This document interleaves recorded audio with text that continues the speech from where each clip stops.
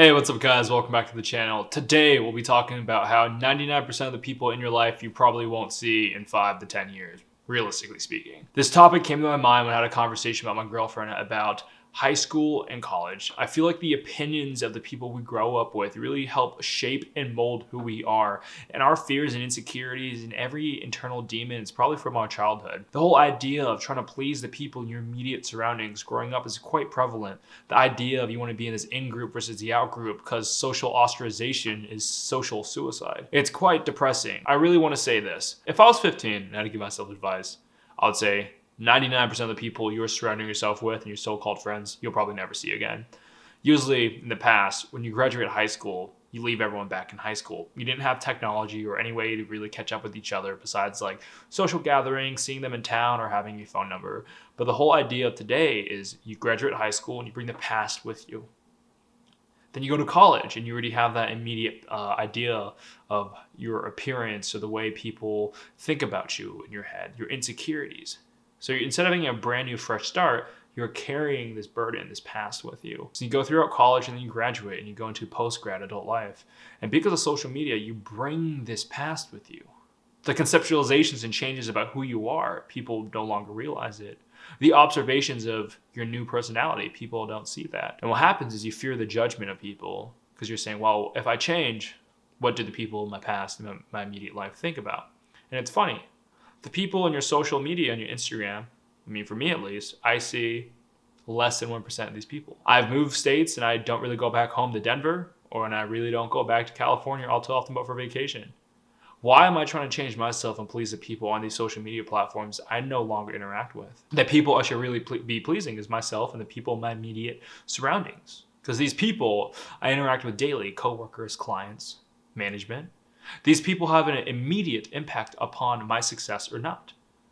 And why am I going to spend my time trying to please people in my past life and afraid of change versus realizing and recognize the growth inside myself? If I really think about it, it's like, look, I started a YouTube channel and I support Asian rights and Asian masculinity.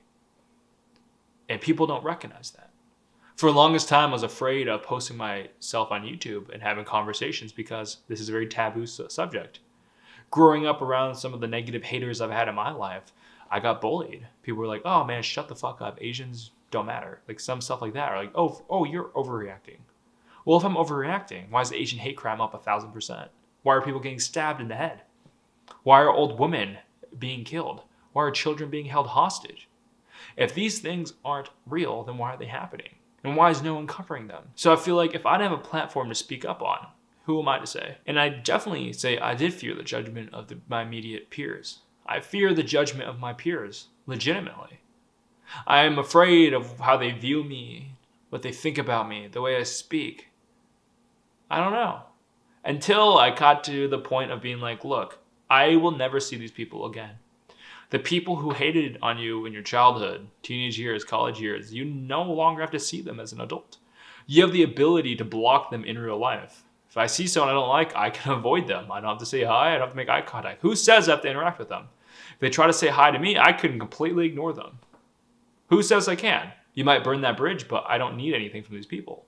I'm not saying to go be a dick, but there's people who you don't like because they've treated you disrespectfully. And they've been quite rude or bullied you in the past or harassed you. Fuck him. Block them. Find new friends who appreciate and love you. Your new friend group should be appreciating the social nuances and intricacies of who you are. That makes you you. And your uniqueness is why people love you. But for the longest time, I don't know why. When you stray away from the crowd of what's normalized, you get bullied, you get picked on. Don't shine too bright. You shine too bright, you get picked on. They want you to dole you out. They want to dull your brightness. And for the longest time, I really had this internal struggle, this cognitive dissonance about the people who I surrounded myself in college with. Whether these people were my friends and associates, but I found out a lot of my friends are associates and these people would never have my back. I started realizing that the more I started doing this YouTube channel, I try to talk about Asian rights and the struggles that Asian men have in dating and struggling with their masculinity. And no one takes me seriously. Some of them, right? I think it's a cultural difference. Majority of them are white. Not saying all white people are evil. I have some really supportive white friends. I get it. But some of them, my immediate vicinity, I cut off. I was like, hey, honestly, like this friendship has expired. It's long past its due date, but here we are. And I wish I did it sooner because it's so freeing. It's so freeing disappointing you. I love disappointing my haters. I love disappointing the people that no longer support me. I love disappointing former friends who never really had my back. There's something so freeing about bringing disappointment to them. Because it's saying, I am no longer enslaved to your ideas of who I am. I'm so proud that I've disappointed you because I've made myself happy. Because it's like a muscle. I'm strengthening my muscle of not caring. And it is a muscle. I'm allowing my ego to be dissolved through the whole idea of being like, hey, you aren't anything. You're so weird. I'm like, cool. I shall be. I am. And it's so empowering because I hate to say it. It's like you think you would get the most support from your friends and family. Some people are very supportive. I have some individuals very supportive. But the fake friends that you have in your life, they really do a lot of damage. You try to bring up an idea, they dismiss it, or they're negative. They say it's not possible. They try to prevent you from doing it so you don't shine too bright. And my whole point is this. Majority of the people in your life you'll never see again. 5, 10 years, you probably don't hang out with them. I look at my friend group 5 years ago, none of them are really there. Maybe 1 or 2. But that's pretty much it. We all live in different cities, and it's rare to see them, maybe once a year, if that. You can catch them on phone calls, but you move on, you find new friends. The friends that support you will always be there. They don't require that much effort, and they'll always be there no matter what. And I'm thankful for those friendships, while allowing the fake ones to fade away. I think the idea of caring so much about what people think in your immediate vicinity is quite hilarious. Think about it. When you're 45 and 50, you have a wife and you have kids, if you go this path. And that's all that you really need. You have a partner that you love and you have kids that look up to you as you are the father of that family. It's amazing to see the impact you'll have on them and the joy you bring.